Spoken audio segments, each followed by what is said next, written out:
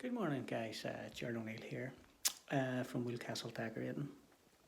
So I'm doing a video here this morning. I just started a living room here, and so basically it's a full decorate from ceilings to walls, stripping a feature wall, painting it, and the feature wall I'm going to put a wee embossed paper on and then paint it. And the original plan with the customer was strip the wall and paint it. That's what they originally wanted. Now, 9 out of 10 times when a customer asks me to do that, I always suggest if you want a smooth finish, strip the paper off, prepare the wall, align it so you get a nice smooth finish. So the way it was left in this job was I'll strip it, I'll have a look at it, and then we'll take it from there. So I've only started this morning here, and what I've done so far is basically I've done the ceiling here. As you can see, I will just, there you go. The lighting isn't great in here, so it's a pretty big ceiling, right? So I've got it done, and the walls are going brilliant white as well. Of the first coat on this wall here, as you can see, it's like a creamy colour on it, so you can see there. And whenever you're doing a job like that, as you can see, I've got the settee all covered up, all the flooring covered, TV covered. This wall to do here with the double doors, and this wall to do. Now I want to bring you over to this wall that I stripped this morning. So I took this paper off this morning. So what I've done today is done the ceiling, stripped this paper off, and started first coating walls. Now I've taken the paper off this wall, and as you can see, this is what you call a painter's nightmare. If you have a look at this whole wall, just all this loose paint. I done a video on this before, and people asking why does this happen. For me, the main reason is when the house is originally painted, if there's moisture in the plaster and you're not using a breathable paint, you're using a vinyl or an acrylic, it will trap the moisture. Fancy it blows the paint off, but as you can see the ceiling there now has come up well. It's nice, it's come up nice and white. Well, the ceiling actually wasn't that bad in the cornice. So this wee fireplace as well, I'm hand painting it and bringing it up brilliant white, so maybe do a wee video on that as well. Get back to this wall here. So you see a big crack in the wall there, so I'll have to fill that and just go do a close-up.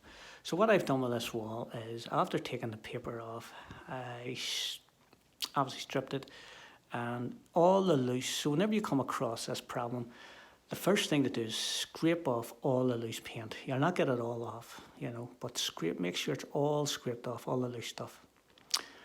Okay, just as you see there. So what I suggested then to the customer was there's two options here, because there's no way I could paint that wall and leave a nice finish on it. You could fill around all the edges of the loose paint, or the paint. It is all tight now because I've scraped it, but it can be a nightmare. It really can be. So there's two options: is fill all the edges of the paint, line it and paint it. And the other option that I suggested was go for a wee fine textured embossed paper.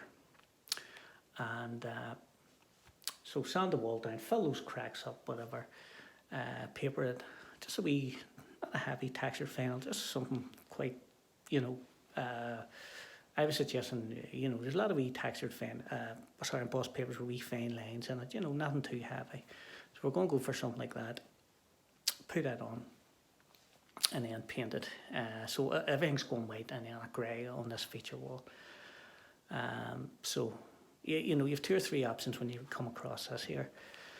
So as I say, so what's ready to prepare for the paper?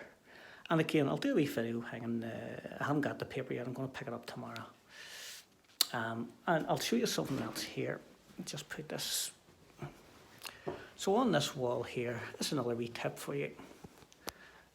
So you see that big circle there?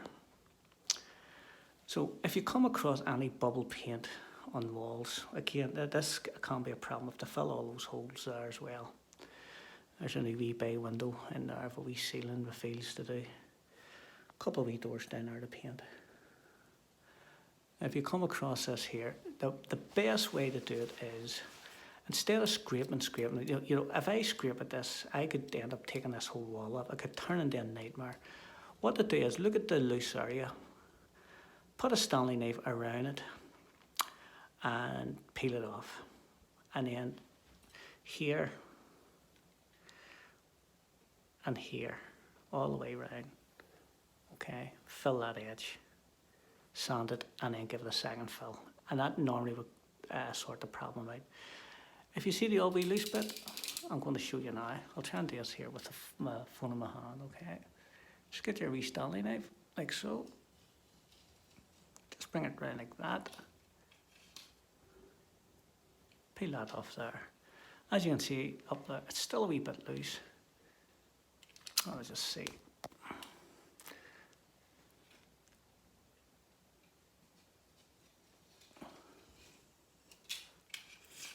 There you go. Now that's a lot tighter, you know. So whenever you do that and you see the old wee loose edge, just blade it again, peel it off. Because if you don't, you'll end up having to take the whole wall off, and it can run into a nightmare, you know. So, oh, just go back over this wall. So there you go. You can see it is an absolute mess, you know. And so there's a wee fireplace. I'm going to hand paint that. So say I'll maybe do a wee video on that. I'm going to prime it maybe later on. There you go. So, yeah, just a wee short video on this job that I started this morning, and I'll keep us up to date on it, from hanging the embossed wallpaper to the preparation to doing the wee fireplace. So if you have any questions, again, as usual, get back to me. Okay, thanks again for watching. Bye.